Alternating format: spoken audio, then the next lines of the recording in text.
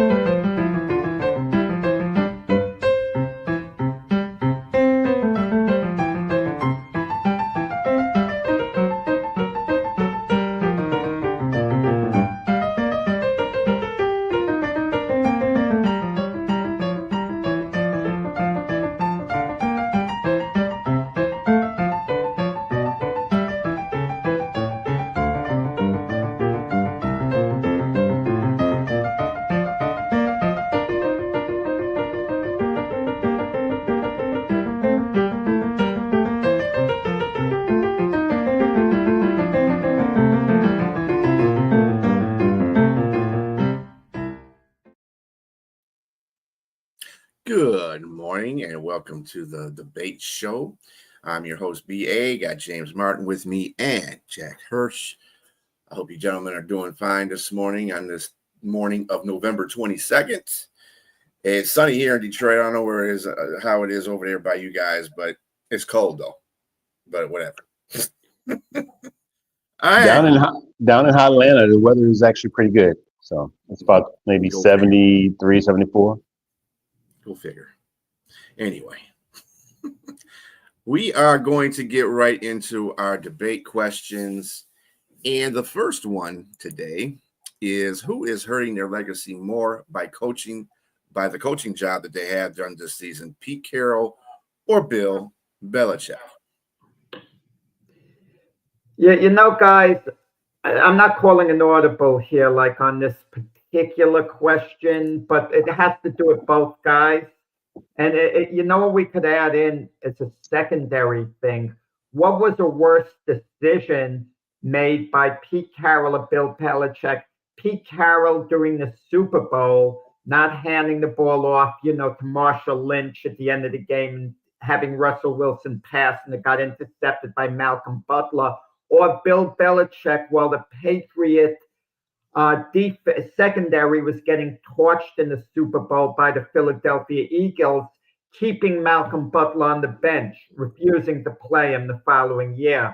Which was a worse decision? Who was more stubborn? Maybe that's something to get into a little bit if there's time. But to answer this question, both guys are having a hard time this year. Who's having a harder time right now is debatable. The Raiders have been awful. They've underachieved. They haven't been good at all. We knew they were in a tough division, and the Raiders were the consensus choice to finish in last place. You had the Chiefs, you had the Broncos, you had the Chargers. Was anyone picking the Raiders to beat one of those teams out? Not many people were. So they were consensus last place team. Is Pete Carroll really hurting his legacy by being where he's supposed to be? On the other hand, with Bill Belichick, he signs up to coach North Carolina. The state is going crazy. They're getting this icon. The first possession of the first game of the year, they take the ball down the field and they score. People are thinking national championship contender. They're going crazy that Belichick's going to work his magic and then the wheels fall off. The wheels fall off. It becomes a soap opera, even more off the field than on it. They have a losing program, even though periodically they show us something on defense and we might think maybe they're moving in the right direction. With every loss, Bill Belichick is hurting his legacy a lot more than Pete Carroll's hurting his. And then on the other hand, guys, does Pete Carroll really have a legacy that a lot of people care about? No one's talking about Pete Carroll. He's not in the news all the time. Oh, Pete Carroll's messing up. Is Pete Carroll an old dinosaur? Should he be fired? Has the game passed Pete Carroll by? No one's talking about that. But Belichick is front and center all the time, partly because of his girlfriend. But then again, if if Jordan or whatever her name is, I forgot for a second, Jordan, was you got it. Carol's girlfriend, people wouldn't care as much. But with Bill Belichick, because he's such a lightning rod and because of his 2 decades of phenomenal success as the Patriot coach, and people who were saying he was the greatest coach of all time are looking at this and now they're questioning it. They said he didn't win with Cleveland. He didn't win at New England after Brady left. He's now winning at North Carolina. So with every loss, he is hurting his legacy. Just like if Bill Belichick made North Carolina a national powerhouse, he'd be boosting his legacy considerably. I think because it's Bill Belichick and his personality is so much bigger than Pete Carroll's, I think Bill Belichick is the one that's hurting his legacy, more and more with every loss. Man, look, at first when I looked at this question, I thought maybe it could be a 1A, 1B type of situation where both are probably hurting their legacy because they're both in dire situations right now. I mean, you presented a very good question. It's a very thought-provoking question. But the more I think about it, the more I delved in and did some research, Bill Belichick's not hurting his legacy. He's not hurting his legacy at all because he's got a tremendous one. He had help, mind you. I mean, with Tom Brady, Tom Brady went on to win a championship and he didn't win one without Tom Brady, but he's been to 9 Super Bowls. Now, I mean, that's just 9 with New England. New England. As a defensive coordinator, he won 2 in New York. So he's really got 8 Super Bowls. 8 Super Bowls total as a coach, whether it be defensive coordinator or head coach. He has a great legacy. I mean, I get it. I mean, you're a boxer, you're the ultimate champion, you're fighting too long. Do you hurt your legacy? That sort of thing. I mean, I disagree though, because again, everything's intact. When it's all said and done, Bill Belichick is a Hall of Fame coach. No matter what, he's not hurting his legacy. The legacy that's going to be hurt here is probably Pete Carroll because he created, he doesn't have such an extensive resume as Bill Belichick. Mind you, he had some minor success with New England he won a couple of playoff games, and then went to USC and just spawned brought greatness back to USC. They went to three championships, won 2. Obviously, there is some stuff that went on, that vacated some of their wins, and including the championship. But you really can't take that away because, to be honest with you, almost all these guys have paid guys under the table. And, in football, it so happened they got busted. And so, with that said, that legacy there, to me, with USC is intact. But then he goes on to Seattle and creates an even bigger legacy. Seattle didn't have winning like they did there prior to that. I mean, they were okay. They've been to a Super Bowl under Mike Holmgren. They didn't win, but the Legion of Boom, man. I mean, it's something they created there. They had great. They spawned these guys from ground up and won and had created a great legacy there. Mind you, it might have been a little tainted by the play call that he called by passing the ball at the end, and they could have created a dynasty had they won 2 Super Bowls. But through an interception, that was just unwarranted because the guy that got you down there all the way down was Marshawn Lynch. Hand the ball up a couple more times, you're almost certainly or assuredly in the end zone with a touchdown. You got 2 Super Bowls, and you got a major legacy intact. He's got 172 wins, 128 losses, a tie, and 11-11 in the playoffs, including a Super Bowl victory. You go to Las Vegas. You take one of your quarterbacks. You revitalize his career in Seattle, and a 35-year-old Geno Smith now. He's not doing great. The offensive line is not doing great. They're 2-8 right now. They drafted a running back, Ashton Genty. It's a bit of a disappointment right now. I don't think he's going to be in the long term a disappointment, but as of right now, if you had to gauge the success of the Raiders versus the North Carolina University, I would say it's worse with the Raiders right now because they just don't look good. They're last in their division. Um, I don't know, and then they drafted pretty heavily. They invested in their running back. It's just not looking good there. And you typically, unfortunately, the Raiders' past is not really one that you would say that you would be a person to go there and have success. I mean, they won a couple. In their highs, they at the peak of their moments with the Raiders, they won a couple of Super Bowls.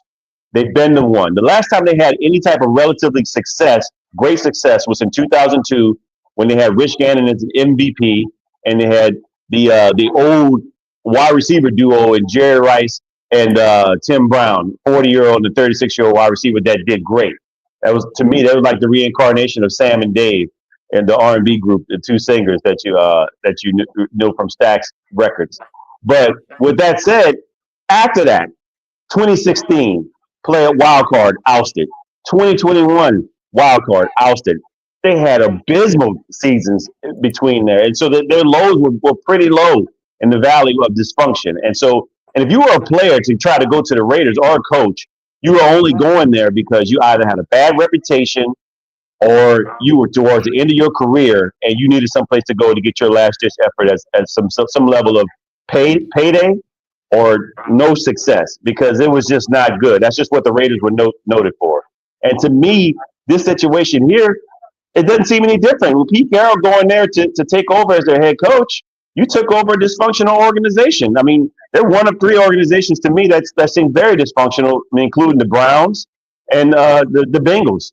And they're not far off with the Raiders. And so, to me, going here instead of going to another team that probably could have used you, like maybe the Saints or somebody else, or Atlanta, it seems like, okay, this is kind of on the tail end of your career, and this will definitely tarnish your legacy more so than Bill Belichick because of his high level of success.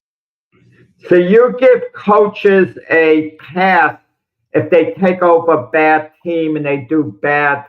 The reason they get jobs is because the team was bad. They're expected to turn things around.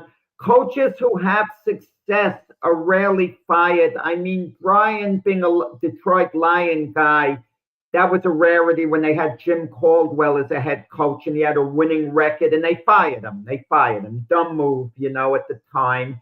But that was a rarity. Okay, Pete Carroll took over a bad rated team, and they weren't that bad. In all honesty, they did make the playoffs under an interim coach, Rick Bisaccia, who they foolishly moved on from him because Antonio Pierce had a little bit late success as an interim coach. They foolishly, stuck with him because they didn't want to make the same mistake they made with Rich Bisaccia after he took over for John Gruden, who was forced out. So they didn't want to make that mistake two times in a row, so they stuck with Antonio Pierce. But they got Pete Carroll, obviously a very established coach, obviously a Hall of Fame coach. I don't need you, James, to say, well, Bill Belichick's going to be a Hall of Fame coach. Good gosh, that's news you're breaking? Come on. Obviously, the Hall of Fame was made for coaches like Bill Belichick. But these high-powered coaches that take over a program are expected to make an impact. They're expected to make a change. We see it with your old coach, Sean Payton, with the Denver Broncos. He made an impact immediately. We're seeing it with Mike Graber with the Patriots. He made an impact immediately. They're expected to be difference makers. And hold on. The only problem I have with that, when you bring in the Broncos in, it's not like the Broncos didn't have any level of success prior to Sean Payton arriving there. I mean, and when I say that, as early as having a couple of Super Bowl appearances. They fired Paul Hackett. Yes, but he wasn't good during that time. My point is, it's not like they hadn't had recent success. In 2015, they went to a Super Bowl. They went to two. POA had success 5-6 years before. I mean, you're living the past. You probably want to defend your New Orleans Saints to people by saying Drew Brees took them to a Super Bowl. Come on. That's not what I'm saying. What I'm saying is that the Raiders, their last level of achievement was way back in 2002. They've been They won abysmal. the playoffs under Rick Bisaccia. But they stunk it up. Even though they got to the playoffs, they didn't do anything with it. They didn't do nothing with it. They got ousted twice in the wild card. I mean, so it's not like you could almost count. Carroll was supposed to improve them, and he didn't improve them. But people don't care that much outside of Las Vegas. Let me ask you this: if to the average football fan, I guess college and the NFL are different. We got to take that into account. I understand that. But if North Carolina's playing or the Raiders are playing, you get more of a buzz turning into a North Carolina game, seeing Belichick on the sideline as opposed to Pete Carroll. So Belichick, there's a reaction. He's in the news all the time. Carroll isn't. That's the point I'm making.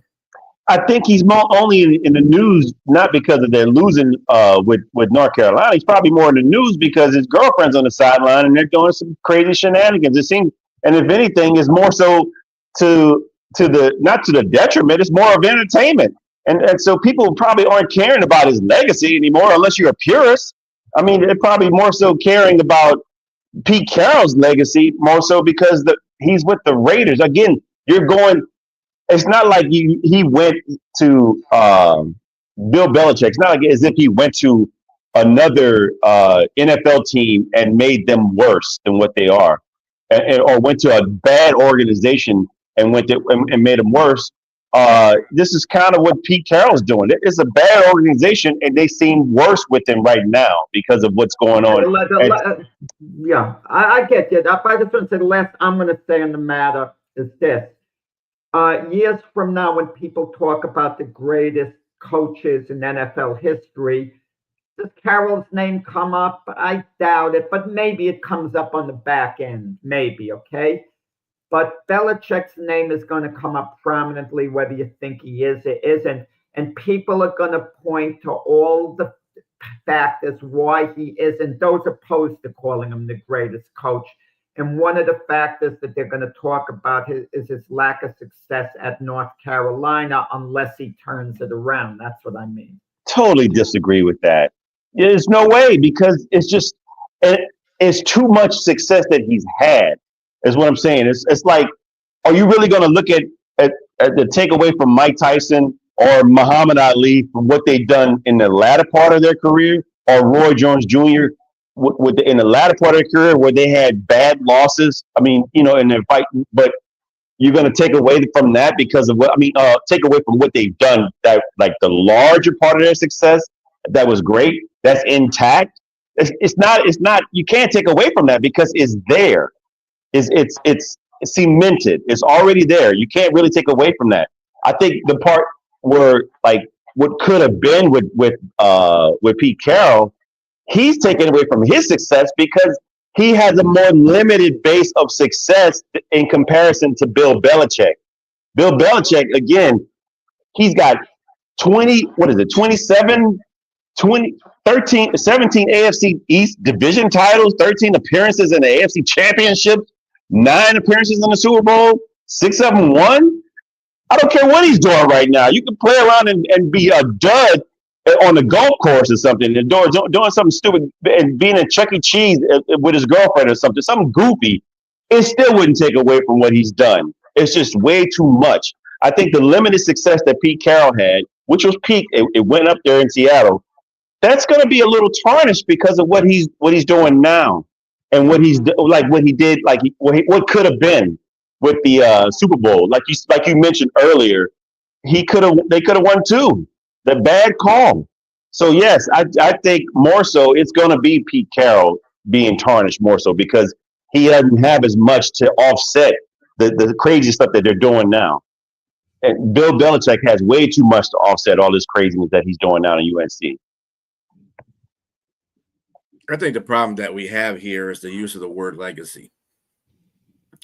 I think more legend or Hall of Famer coach probably should be inserted in this. Now, I think a Hall of Fame coach would probably be more of it's Bill Belichick as well, but it could be used for Carroll. Carroll, when you succeed at something, just because you go to another team that doesn't work out doesn't necessarily mean that you tarnish whatever the heck you did before that, that shouldn't even count.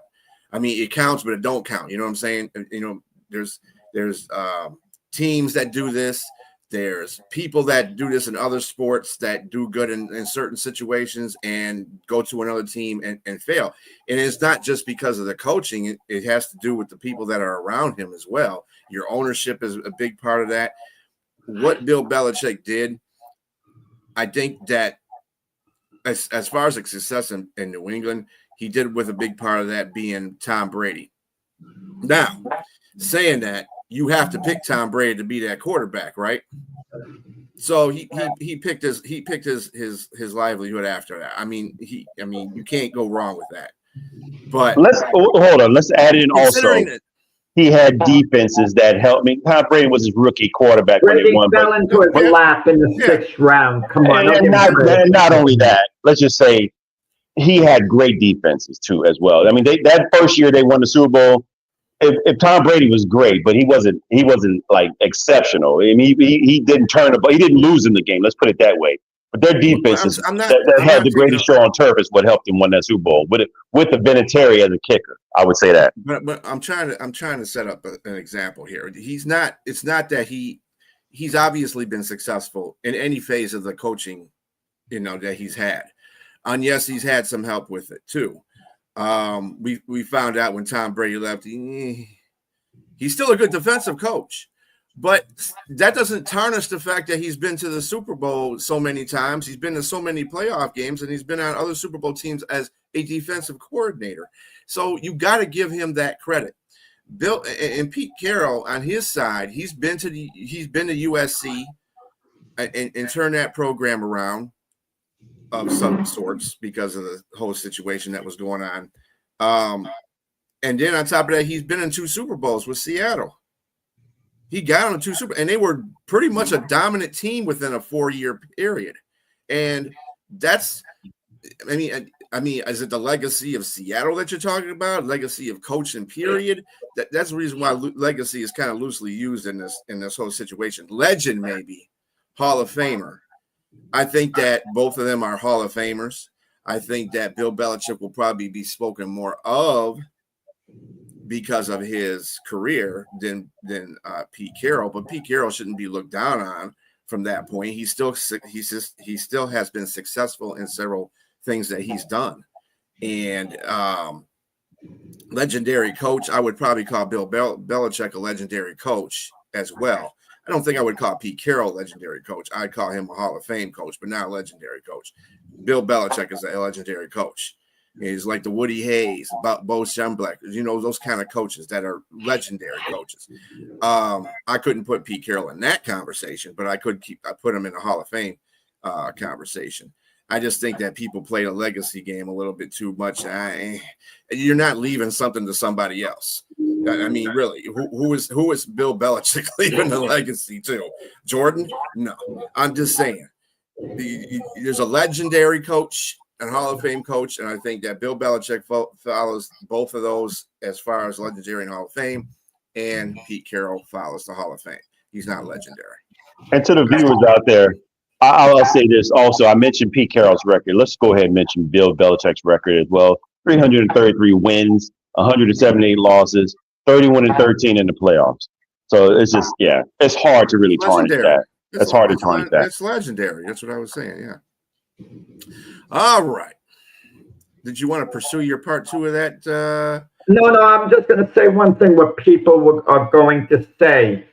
And I'm not disagreeing with James on that point. I mean, the accomplishments off the charts of Belichick's, but they're going to point out, and Rex Ryan has pointed out on ESPN, as great as Bill Belichick is, what's he done without Tom Brady? And they're going to look at everything he's done when Brady hasn't been his quarterback.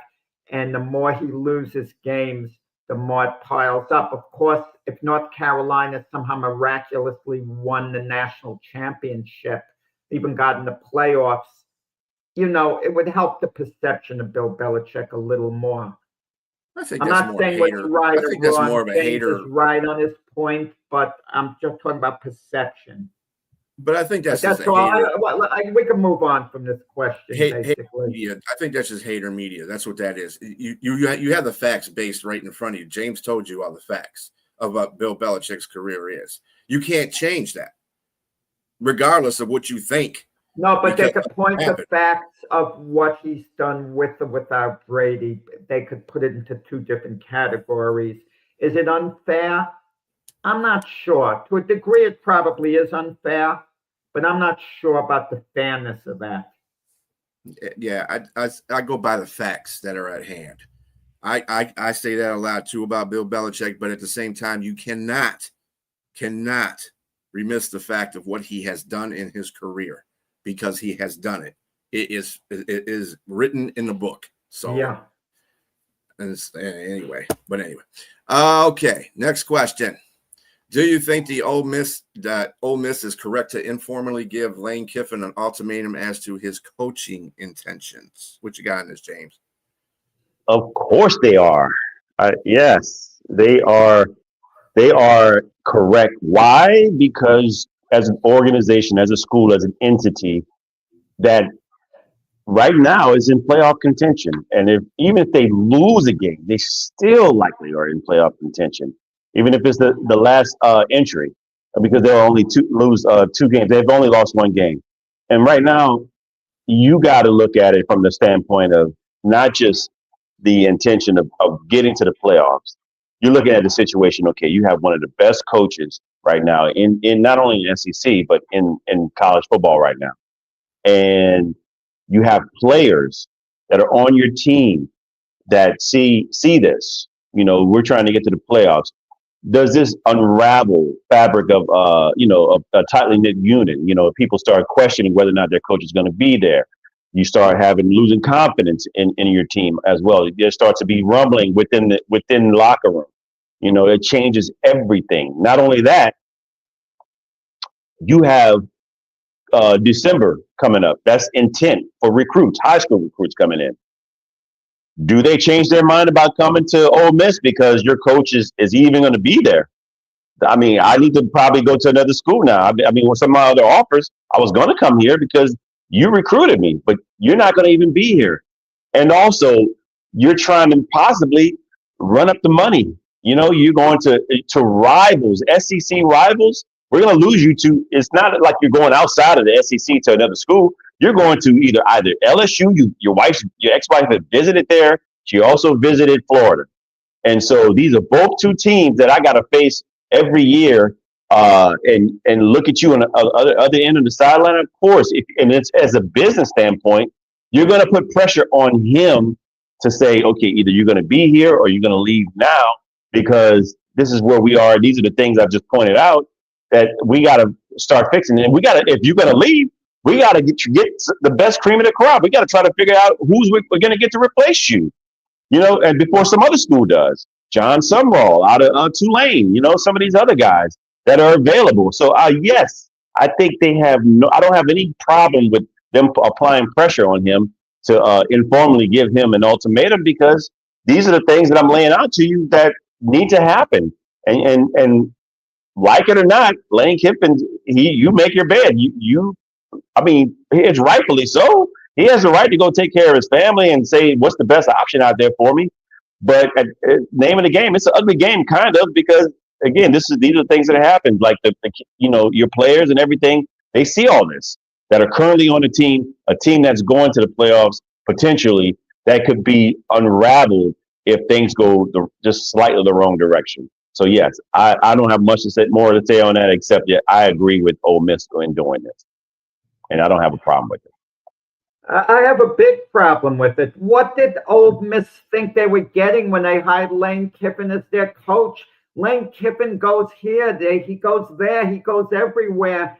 It's like the guy who's been married 5 times and his 5th wife is giving him all these rules and regulations, which he didn't follow with his first 4 wives. How does she expect him to act? Come on. Listen, Ole Miss could have done this very quietly behind the scenes. The last thing Lane Kiffin wanted was for this to become public. He didn't want this to become public. It's embarrassing. It does put a little pressure on him, but they could have put pressure on him behind the scenes.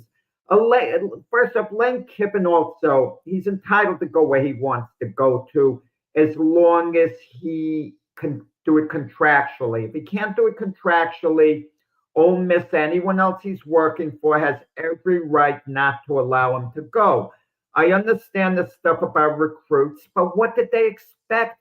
It was inevitable that Lane Kiffin was going to look elsewhere unless he fell completely in love with Ole Miss, and he obviously hasn't. He wouldn't be going to the LSU campus with his family looking around, if that's the case.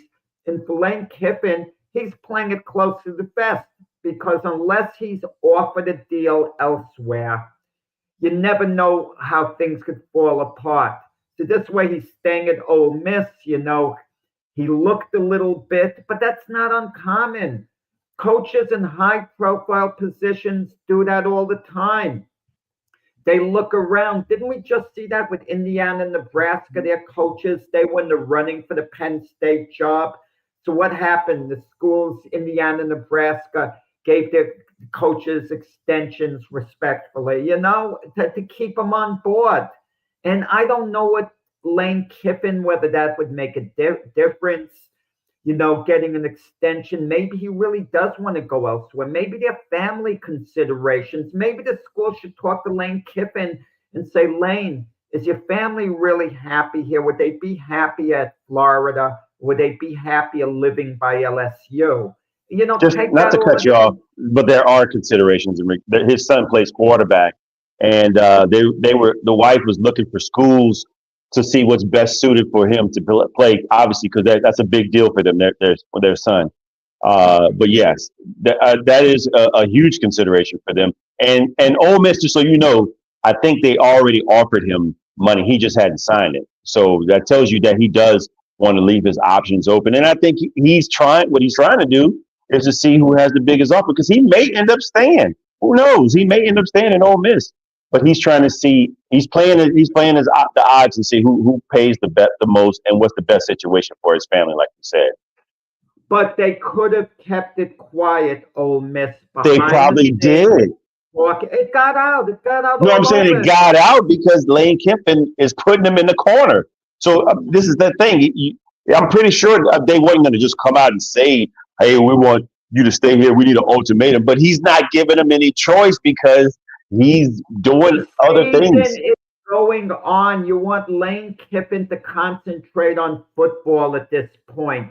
He has, it's apparent he hasn't made a decision. He might be on the fence himself. And is Ole Miss helping him to stay at the school by doing this, by strong-arming him if he's on the fence? They're not helping him.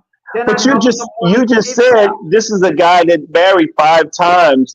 This is like marrying a guy that's married 5 times. So they knew, like you said, they knew what they had. So it's dysfunction on both parts. So they got to figure out a way to be able to try to keep this person if they're going to marry somebody that's been around 5 times. Another factor too, with all the coaches out there, why are they acting like any one particular coach, in the case of Lane Kiffin, is the only game in town? There's so many other coaches out there who are looking for, positions, and a number of good coaches. Like, for example, he didn't succeed with the Giants, but Brian DeBall would probably be a decent college coach if he went to Ole Miss. I'm just giving an example in his case. Okay. Yeah, but it's who should have gotten fired as the Giant coach, by the way. But it's just not as appealing. Ole Miss could have handled it much differently. As dysfunctional as this fifth wife is, it's just not as appealing. As they probably don't want to go to another. I mean, obviously they would have to go to a 6. But my point is that this one is getting you in the playoff.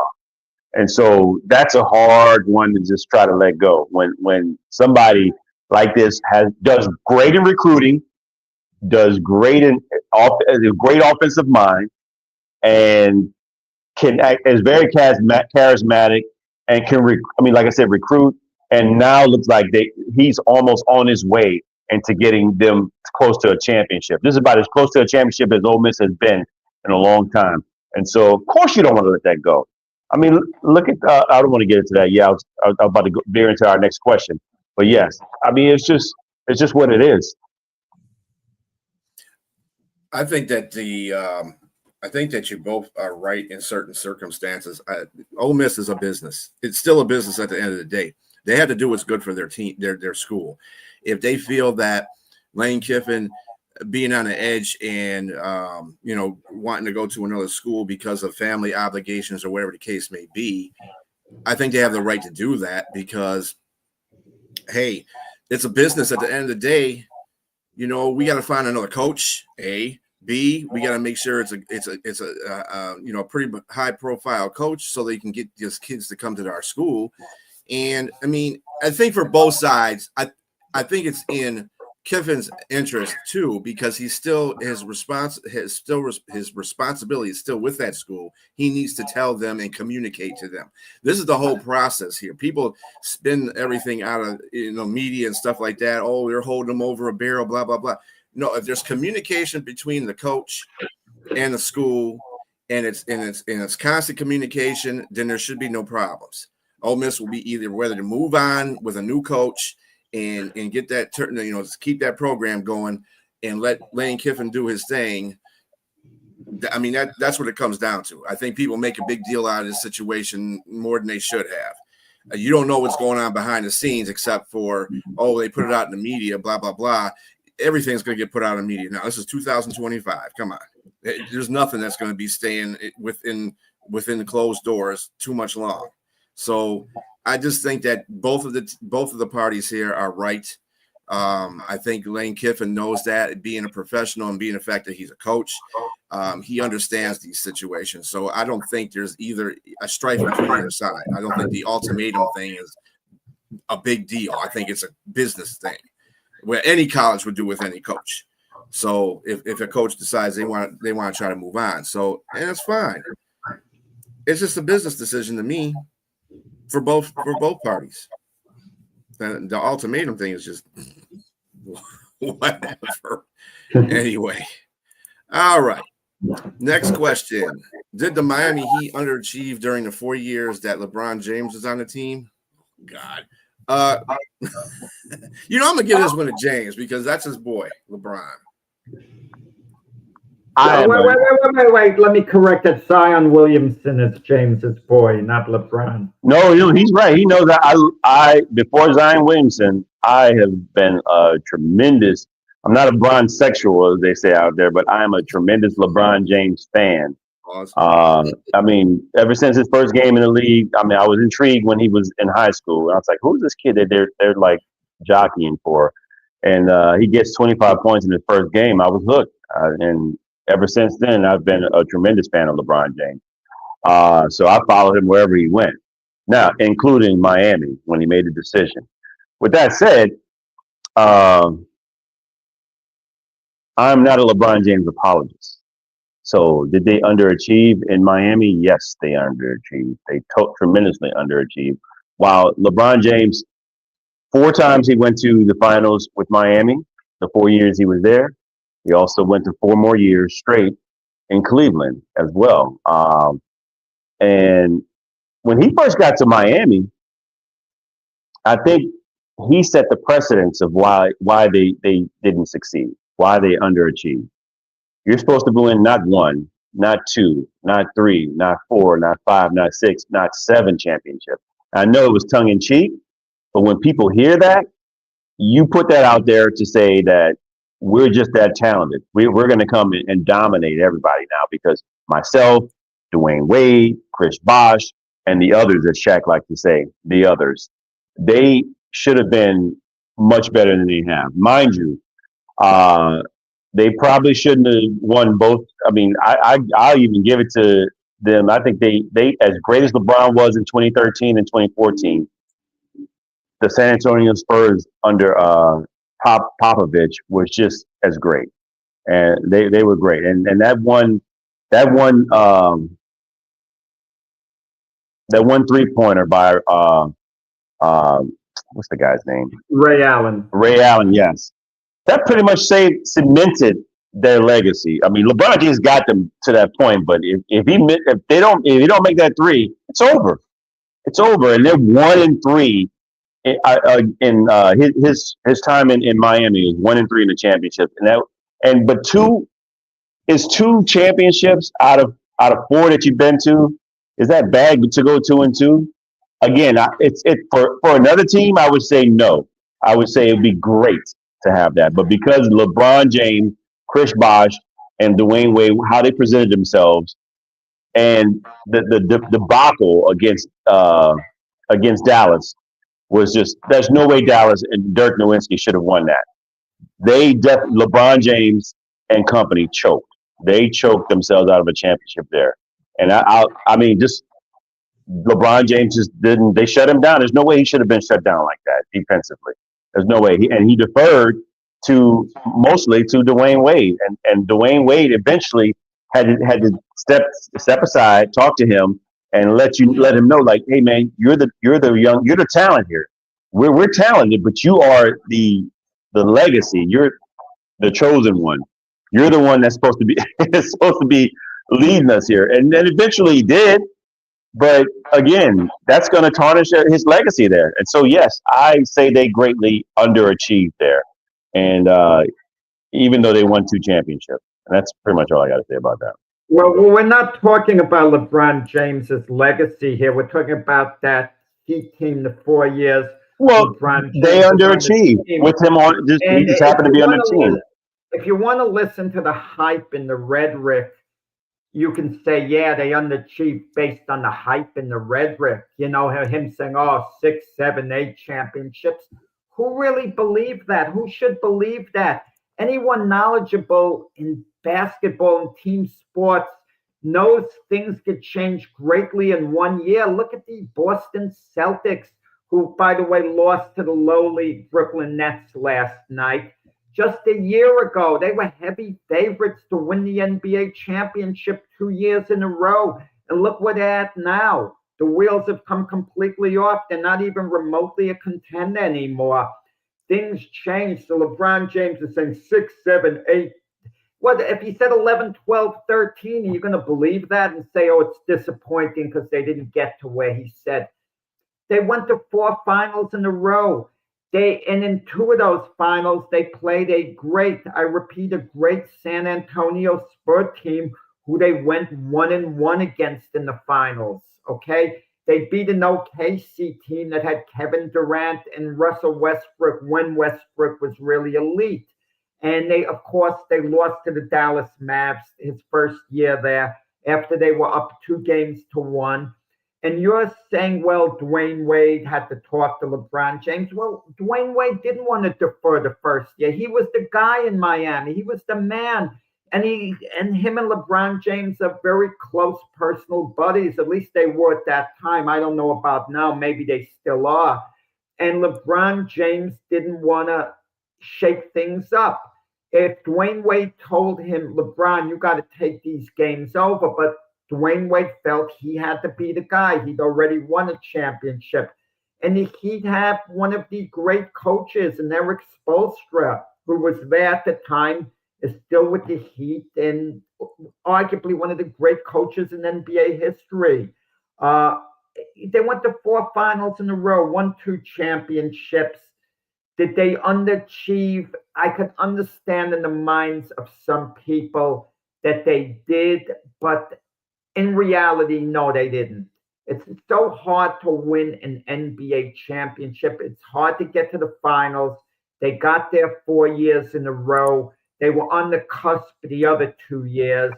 And you can't say a team at that level of success underachieved. It's not like they had LeBron, Michael Jordan, Charles Barkley, Karl Malone. I mean, they had Dwayne Wade, Chris Bosh. Yes. Sort of leveling off the way. And those guys, respectively, by themselves, were great stars. Those great stars. And these guys are in their prime. These guys are in their prime, though, is what I'm saying. It's not like they just Charles Barkley and Clyde Drexler and Scottie Pippen getting together. I mean, these guys are kind of past their prime getting together in Houston. These guys are in their prime, and they got together. They took pay. That's another thing. They took paid discounts to play together. And so, yes, Jordan and Scottie Pippen, regardless of whether they were brought together organically or not, and Dennis Rodman, nobody ate off them. No, Clyde. Charles Barkley, Karl Malone, Patrick Ewing. They didn't win off of Michael Jordan. And Chicago Bulls. All right, you want to say it as a team collectively, they didn't win off of them. When they went 6-0, and as fair or unfair as it may be, if you call yourself the chosen one, and they went 6-0. Wait a second. What about the years they lost to the Pistons? Well, I'm saying when they got to the championship, yes, of course they lost. You don't count that. You don't count that. You only count the finals. I agree with you. I agree with you. No, I agree with you in regards to losing to the Pistons, because I think if anything, I give the Pistons their due. When Isaiah comes back and say I beat all those teams, that's exactly, I agree with that. I totally agree with that. But when Jordan finally got past them, when they got to the championship, we're talking about you brought up championship during the time when LeBron James and those three were together. They were only there. They got the championship, and they lost 2. And so when Jordan and his group finally got to the championships, they were 6-0. They were 6-0. It's as fair as it may, unfair as it may be. It's what it is when you consider yourself and you categorize yourself as the GOAT. He self-proclaims himself as the GOAT.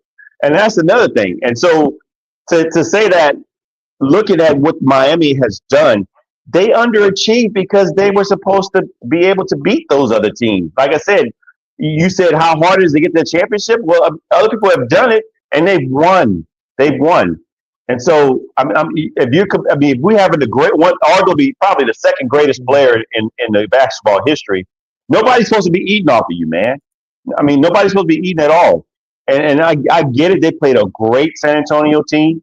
I mean, I'm not San Antonio was a star-studded cast, and they got three Hall of Famers on that team alone. And so it's a great team. But again, you put yourself out there verbally, whether it was tongue in cheek or not. Okay, I think we all agree that San Antonio Spurs team was maybe one of the greatest NBA teams of all time, maybe. So what happens if this scenario played out the 4 years in a row? They beat Dallas, they beat OKC, and then they lost in the finals to San Antonio 2 years in a row. Would they necessarily have been considered underachievers in that sense, the Heat? Maybe not, because the level of competition was just far too great. I would say you're holding the Dallas series as the key thing against. Without a doubt.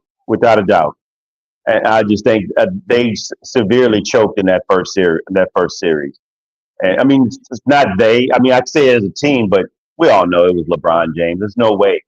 You're way too talented. This is the same guy that was in Cleveland that at the age of 22, 23, put a team on his back. And B, you already know what I'm about to say when they went up against the Pistons. I mean, that game 5 was just incredible. And they went up against the Spurs, again, the same great team he went up against. I mean, again, that much talent on one player.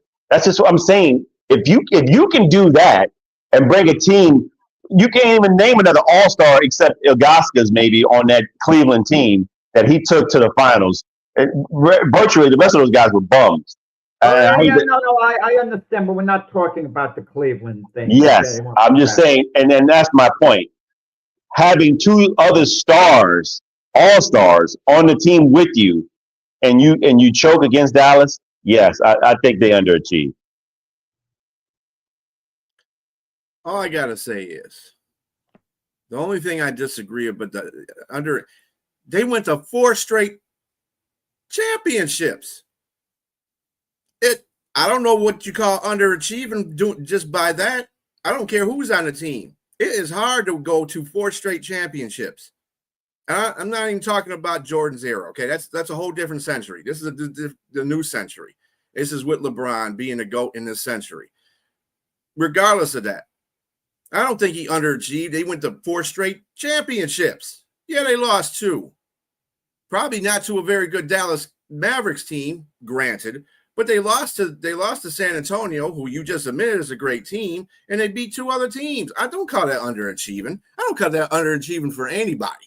If you can get into 4 championships in a row on one team, that's not underachieving.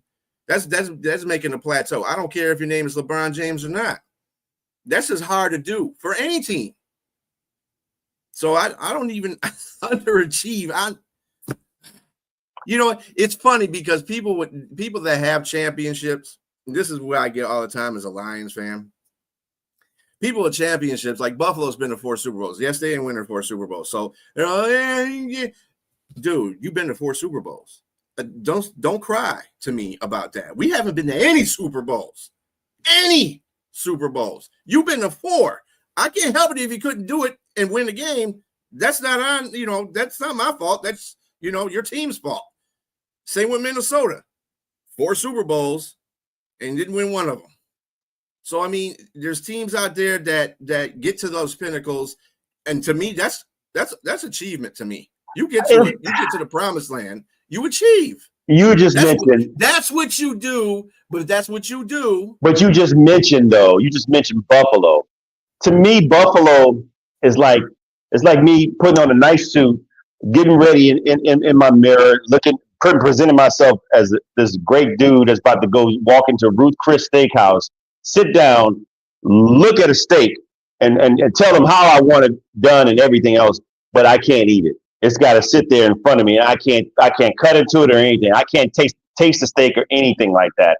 I can get inside, I can go in there, but I can't taste a piece of it. I can't taste the victory of success. To lose 4 championships has to be. I get it. You didn't get there, Brian. I get that. But to get there and not win once, that's like being what's the guy that went up against Usain Bolt? Do you know the guy that came with silver that placed? Yeah. Oh boy, I'm having the brain cramp now.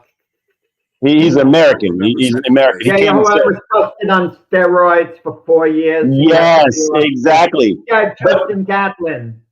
Gatlin is not just Gatlin. A few of those guys. That's the thing. My point is that to not get that goal, to not be able to get it. I get it. I get it in tennis, for example. You made me think of Roger Federer and Andy Roddick. They played in the Wimbledon finals 3 years in a row, and Roddick lost 3 years in a row. The first 2 years, Federer owned Roddick in head-to-head competition, absolutely owned them. The first 2 times they played in Wimbledon finals, he completely dominated them. But in the third time they played, it was nip and tuck. It basically went into tennis's equivalent of overtime. And Federer managed to somehow eke out a win. And even Federer felt guilty about winning in the sense that Roddick deserved finally to break through. So even Roddick, to this day, he's only won 1 major tennis tournament, the U.S. Open. He got inducted into the Tennis Hall of Fame, but still, Roddick says all he wanted to do is win Wimbledon once, and even though he went 3 years in a row to the finals, it sticks with you for a lifetime, when you lose kind of like that. And if who I think of sometimes, guys, a little bit, Scott Norwood. You're living life as a citizen. Wherever you go, you give your credit card. Once in a while, people are going to make a remark. At what point do you lose patience and say, shut up? You don't like mention it or whatever. I mean, it's one thing you got to live with the miss. And the fans in Buffalo, no offense, Brian, James, to New York fans, the fans in Buffalo are the greatest. Just the idea that Scott Norwood can come back on an old timers type thing and they're going to cheer for him in Buffalo. What a reflection on the people there. You got to love them. But, they got lives to live, and that shouldn't define you as a person. But even the athlete has to think to himself, how much it bothers Scott Norwood. Had I only made the kick, how I would have felt the rest of my life, as opposed to missing it. Even though the other guys on the team gave him a pat on the back, we missed plays, which they did. They all contributed to it. it's unforgiving, it's sports when something like that happens, when you miss something in a big situation. And with LeBron James, do you think, guys, he thinks of that Dallas series still with all he accomplished? He probably is thinking about it. I should have had an extra championship. I should have taken charge. I shouldn't have deferred to, Dwayne Wade. Absolutely, I agree with that wholeheartedly. But I'm sorry, B. Go ahead. I mean, the Buffalo. I mean, at the beginning of the year, 32 teams. I'm going to talk NFL in this kind of language. The 32 teams are aiming to go to the Super Bowl, right? That's their focus. And two of those 32 teams are going to win. One of those two teams in the Super Bowl are going to win the Super Bowl. It ain't going to end the tie, that's for sure. So to get to that part of your team accomplishment to get in a Super Bowl is an achievement in itself. The Buffalo Bills did that 4 times in a row. So that's an achievement. Whether they lost or won, that's, winners win, losers come in second place. That's just how it works. I'm sorry to say that about Buffalo, but that's the ultimate goal, that you win it. But if you're not doing anything to improve, if you're not doing enough to improve to win that, then that's on your team. But you got to that pinnacle. And that's why I said accomplishments can be, you can say underachieved. I wouldn't say Buffalo underachieved in any of those years that they went to the Super Bowl. I wouldn't, because they went to the Super Bowl. Well, let's take last year. Kansas City Chiefs losing the Super Bowl. They were trying to three-peat and make Super Bowl history. Now, was it a successful year? You better believe it was. They got to the Super Bowl, but then again, someone might say, but they didn't accomplish their goals, so you can't call it a successful year. I like what Whitey Herzog said, the old-time St. Louis Cardinal manager. They lost in the 7th game of the World Series. He said, I hope I lose in the 7th game of the World Series every year. That means how successful they would be. But there's nothing that substitutes for winning a championship. When they have team reunions, get the alumni together, they don't get it for coming very close. They get it for getting to the absolute pinnacle. I get all that. I understand. Hold on, you did just mention Kansas City. They didn't win last year, so it's disappointing, but not that disappointing. They won 2 prior to that. So yeah, they won 2 prior to that. So they can hold their head up high and saying that we got 2 out of 3. Yeah, it's impressive. Like I said, successful year. They didn't quite meet their goal, but it was a successful year. Yeah. They don't look at it that way in Kansas City. They look at it as a failure because they didn't get over the top. That would be like the Dallas Cowboys. That'd be like the Dallas Cowboys in the sense that they want, they always say they want to win every year, and they have that mentality because they were set up with that mentality, which is fine. I think right now, if you look at Dallas, the Cowboys, they're underachieving because they're not getting to that point that they feel they're underachieving because they're not getting to that point anytime. That would be a legitimate team you could say is underachieving because they've had teams that could get to the Super Bowl and just haven't done it. Now, going to the Super Bowl, regardless if you win or lose, and nobody's going to win, nobody's going to remember the loser, obviously, the Super Bowl, but the team itself at that time has achieved what they wanted to achieve. Yes, they didn't win the Super Bowl, but they got there. And that's the point I'm trying to make. I don't think when you get to a championship, you can say you underachieved unless you got smoked out of it. Like if you got beat like 4 games to none, and LeBron didn't have any of those games like that. Close. Like you said, nobody's going to remember the number 2 guy, but this number 2 in particular, Buffalo, is remembered because they went to 4 straight and lost, and they even made a 30 for 30 for them, and remembered for the wrong thing, unfortunately. So, but they remember. And it's just like Cleveland too. Those 2 championships you mentioned that they lost, they were going to remember for that too because they shouldn't have lost to Dallas. Everybody said they shouldn't lose to Dallas, and they lost to Dallas, and then they lost to a great San Antonio team. So you can't take that away from them. The other team's got to show up too. You're not going to just go out there and win a game just because you got big 3 people there and you did this and this in the season. It's not how it works. I mean, the 2004 Pistons are a big example of that. You got the Lakers out there, big Showtime Lakers, got every superstar on the planet on that team, and they got beat by the little minuscule Pistons. So championships are just made for it. If Buffalo hadn't learned after the first 2 times that they lost championship, they need to get better. Maybe it wasn't meant for them to win a Super Bowl. Maybe that's what it is. But they got there. And that's why their fans are loyal, because they've gotten there. They can see the summit of the mountain. And that's all they're looking to do. Yeah, they want to get to that point. They want to go to a Super Bowl and win. Yeah, they have that hunger. But I mean, I don't consider it underachievement for LeBron and those 4 championships, dude. I wish. Well, anyway, we have concluded this day of debate. Very good show, guys. Have blessed to have you guys on here, and we will be back tomorrow with the big football show. Of course, Jack and Keith. Are you guys back on Monday, Jack?